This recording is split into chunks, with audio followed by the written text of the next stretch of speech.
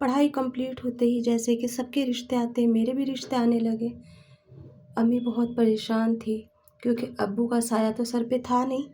तो अम्मी यही सोच रही थी कि कहीं अच्छी जंगी रिश्ता हो जाए और कम दान दहेज में मैं अपने घर चली जाऊं, क्योंकि इकलौती होने की वजह से सबको ये पता था कि जो भी कुछ कारोबार है, घर बार है, वो सब मेरा है। लेकिन अंदर के हालात तो हमें ही पता थे। हमारे पास घर था, कारोबार था, लेकिन देने के लिए दान दहेज में 4 व्हीलर और पैसा नगद नहीं था। यही सब सोच रही थी अम्मी। जैसे रिश्ते आते अम्मी चुप हो जाती।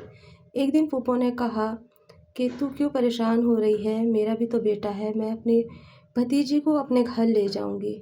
और इस तरह से अम्मी ने उस रिश्ते को खुशी खुशी कबूल कर लिया, क्योंकि घर की बेटी घर में रहेगी और जो भी चीज़ें हैं वो सारी चीज़ें एडजस्ट हो जाएंगी, क्योंकि फूफो से हमारे घर के हालात कुछ भी नहीं छुपे हुए थे। बस फूफो ने अगले दिन आके मुझे चूड़ियाँ पिन्हा दी और कह दिया कि आज से ये मेरी हुई। पहले भी मेरी थी लेकिन अब मेरी और हो गई। मैं भी खुश थी, क्योंकि मुझे भी बहुत खुशी थी इस बात की, क्योंकि मैं अपनों में जा रही हूँ। मुझे अब कोई डर नहीं रहेगा कि ससुराल जाके मुझे क्या करना है, कैसे रहना है। फूफो का भी इकलौता लड़का था, इस वजह से हमारा रिश्ता अच्छे से तय हो गया। लेकिन कहीं न कहीं मुझे ऐसा क्यों लग रहा था कि वो मुझसे खुश नहीं है, वो इस रिश्ते से खुश नहीं है जिससे कि मेरी मंगनी हुई थी, यानी मेरा फूफो का लड़का। खैर वक्त गुज़रा और जैसे तैसे करके मेरी पढ़ाई तो कंप्लीट थी, लेकिन कोर्स मेरा कुछ भी नहीं हुआ था। और मैंने अम्मी से कई बार कहा था कि अम्मी मुझे कुछ कोर्स करा दो, लेकिन अम्मी ने कहा अब जो भी करना है अपनी ससुराल जाके करना, अपने शौहर के साथ करना। मैं भी चुप हो गई, क्योंकि घर के हालात मुझे भी पता थे।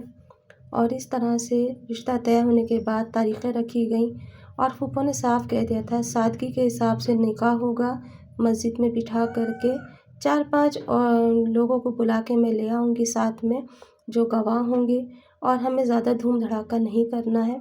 और इसी तरह से निकाह हुआ। बरिए कपड़े फूफो बहुत अच्छी लाई थी और फूफो को तो पता था कि मैं कैसे पहनती हूँ। बड़े नाजुक नाजुक सूट लेकर आई थी और उसी तरीके से मेरी सारी चीज़ें थी। जब मैं ब्याह करके अपनी ससुराल गई तो मेरी फूफो की भी अकेली थी, उनके एक बेटा था और मैं अपने घर की इकलौती बेटी थी। ना यहाँ फैमिली थी ना वहाँ फैमिली थी। फूफा के इंतकाल को भी कई साल गुजर चुके थे और यहाँ अब्बू का इंतकाल हो चुका था। बस हमारे यहाँ पे लेडीज़ें ज़्यादा थी। इस तरह से ब्याह करके जब मैं अपनी ससुराल गई, ना तो मुझे डर था ना ही खौफ था। मुझे तो यही पता था कि जैसे मैं यहाँ रह रही हूँ ऐसे ही मैं वहाँ रहूँगी। बहुत अरमान सजा करके दिल के अंदर डोली में बैठ के मैं उसके घर गई, लेकिन रात को ही मेरा सारा ख्वाब चकनाचूर हो गया। जब उसने मुझसे कहा कि मुझे तुम बिल्कुल भी पसंद नहीं हो शादी के लिए, मैंने सिर्फ़ एक मजबूरी के तहत तुमसे शादी की। मैं बाहर जाना चाहता हूँ, मैं बाहर की दुनिया में देखना चाहता हूँ, मैं उड़ना चाहता हूँ, पर अम्मी ने तुम्हारी खातिर मेरे पर काट दिए और तुमसे मेरी शादी कर दी।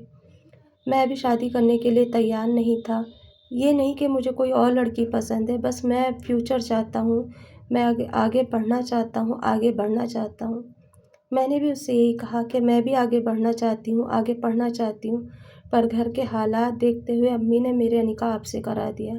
ना तो मैं कभी आपके पैरों की ज़ंजीर बनूँगी कि आपको मैं मजबूर करूँ कि आप मेरे हर बात मानें, ना ही मैं आपसे कभी कोई चीज़ की फ़रमाइश करूँगी। लेकिन घर वालों को बिल्कुल भी ज़ाहिर नहीं करना कि हम दोनों एक घर में 2 अजनबी हैं। उसने कहा कि मैं ऐसा भी रिश्ता नहीं रखूँगा, क्योंकि मेरे अम्मी को पोते पोतियों का बहुत ज़्यादा शौक़ है। लेकिन हाँ, कभी तुम मुझे मजबूर नहीं करोगी, अगर मैं बाहर जाना चाहूँगा तो तुम मुझे जाने दोगी। बस अंधे को क्या चाहिए 2 नैन। मैंने हाँ कह दी और कह दिया कि ठीक है, जैसे तुम्हें सही लगता है तुम करो, लेकिन हाँ मेरी माँ बाप को या तुम्हारी माँ को दुख ना हो। बस इस बात पे से बात हमारी तय हो गई और फिर हमारी ज़िंदगी उसी तरह से चली जैसे चलनी चाहिए। लेकिन हर बात के ऊपर वो मुझे ताना देता। एक तो उसको वो एक बात ये कहता था, जाहिल कहीं की, पढ़ी लिखी जाहिल, तुझे पता नहीं है कि इस तरह से सोसाइटी में बैठना उठना है, कैसे पहनना ओढ़ना है। जो फूफो ने मुझे सूट चढ़ाए थे मैं तो वही पहनती, ना तो वो कभी मुझे कुछ ला के देता था और ना ही कभी ये कहता था कि ये मत पहनो, ये पहनो। जब भी कभी मैं उसके साथ कहीं जाती तो मैं वही सूट पहन के जाती जो फूफो ने चढ़ाए थे। उस पर वो ये कहता कि ये क्या जाहिलों की तरह तूने ये पहन लिया है, सीधे सोबर सादे कपड़े पहना करो कहीं जाने के टाइम पे। और मैं चुप हो जाती, क्योंकि हम में आपस में ये तय हुआ था कि एक दूसरे की ज़िंदगी में कभी कोई दखल अंदाजी नहीं करेगा। यहाँ से मैंने चुप होना शुरू कर दिया। रफ्ते रफ्ते मेरी चुप्पी का वो गलत फ़ायदा उठाने लगा। हर बात पे मुझे ज़लील करना, हर बात पे मुझे ये ताना देना कि मैं उसके सर पे मढ़ी गई हूँ, हर बात पे ये जताना कि तेरी वजह से मेरी ज़िंदगी ख़राब हो गई है। यही सिलसिला हम दोनों के बीच में चल रहा था और मैं भी तंग आ रही थी इन सारी बातों से, लेकिन ऊपर वाले को कुछ और ही मंजूर था। इसी बीच में ऊपर वाले ने हुक्म कर दिया मुझे और मैं माँ बनने वाली थी। जब ये बात मैंने उसे बताई तो कहने लगा, बस इसकी और कमी रह गई थी, ये और करके डाल देना मेरे सर के ऊपर, मेरे मत्थे मढ़ देना और मेरी जिम्मेदारियाँ और बढ़ जाएंगी। मैंने कहा कि बच्चा तो अल्लाह की देन है, तुमने तो कहा था तुम्हारी अम्मी को बच्चों का बहुत ज़्यादा शौक़ है, पोता पोती चाहिए, तो मैं अकेली तो गुनहगार नहीं हूँ। उस पर उसने कहा कि ज़बान चलाती हो, और ये कहकर मेरे मुँह पे थप्पड़ मार दिया। ये चीज़ फूफो ने देख ली और फूफो को बड़ा दुख हुआ। फूफो ने उसको फिर डांटा और समझाया कि ये माँ बनने वाली है, इसका दिल रखो, ना कि इसका दिल तोड़ो और इससे बद्दुआएं लो, कि जब कोई माँ बनता है तो अल्लाह ताला की रहमत उसके ऊपर होती है। मुझे तो पोता पोती चाहिए ताकि मैं अपने पोती पोती के साथ में खुश होकर रहूँ। बस इतनी बात थी कि अगले ही दिन उसने आके एक अपना, कहते ना कि, फरमान सुना दिया कि अम्मी मुझे बाहर जाना है और मैं बाहर जाना चाह रहा हूँ।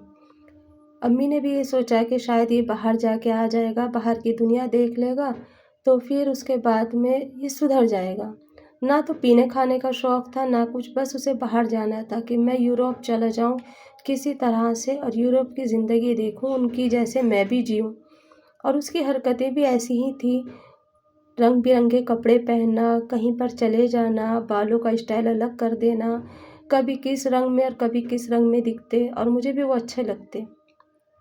लेकिन जब उन्होंने बाहर जाने का नाम लिया तो मेरा दम खुश्क हो गया। मैंने कहा कि अब मैं अकेले कैसे रहूँगी, फूफो के साथ वक्त कैसे गुजारूँगी। ये तो रहता है कि सुबह जाते हैं शाम में आ जाते हैं, नोक झोंक ही सही, लेकिन कम से कम एक दूसरे के साथ तो रहते हैं। कभी वो खुश नहीं रहते थे मुझसे, हर बात में मुझे नीचा दिखाना उनकी एक आदत बन गई थी, एक फितरत सी हो गई थी उनके अंदर। लेकिन हाँ, फूफो के सामने ज़ाहिर नहीं करते थे। बस या देखते ही देखते मेरा भी 7वां महीना चल रहा था और वो बाहर चले गए। उस दिन तो मैं बिल्कुल अकेली हो गई और ऐसा लगा जैसे सब कुछ ख़त्म हो गया। बता कर के गए थे कि मैं कब आऊँगा कब नहीं मुझे भी नहीं पता, लेकिन हाँ ये है कि मेरा इंतज़ार मत करना, अपनी ज़िंदगी में आगे बढ़ जाना, क्योंकि मुझे भी अपनी ज़िंदगी जीनी है, मुझे एक मौका ऊपर वाले ने दिया है, तो तुम भी अपनी ज़िंदगी जियो, मैं भी अपनी ज़िंदगी जी रहा हूँ। मैं कैसे उनसे बताती कि इस बच्चे का क्या कसूर, इसका क्या करूँ। खैर वो चले गए और मेरे पीछे, अपने पीछे बहुत सारी यादें और तन्हाई छोड़ गए मेरे हिस्से में। रोज़ मेरा यही इंतज़ार होता कि आज कोई ख़त आए, आज कोई फ़ोन आए, लेकिन ना तो वो जल्दी से फ़ोन करते, ना ही वो ख़त भेजते, ना ही वो हमें ख़र्चे को पैसे भेजते। बस जो हमारे पास था उसमें हम अपना घर चला रहे थे। इसी बीच में अम्मी का इंतकाल हो गया और अम्मी का घर, अम्मी का कारोबार सब कुछ मेरे हवाले हो गया। मैं भी 2-2 घर को कैसे सँभालती। मैंने अम्मी के घर को बेच दिया और कारोबार को भी एक तरफ कर दिया ताकि वहाँ से हमारा घर का ख़र्चा चलता रहे।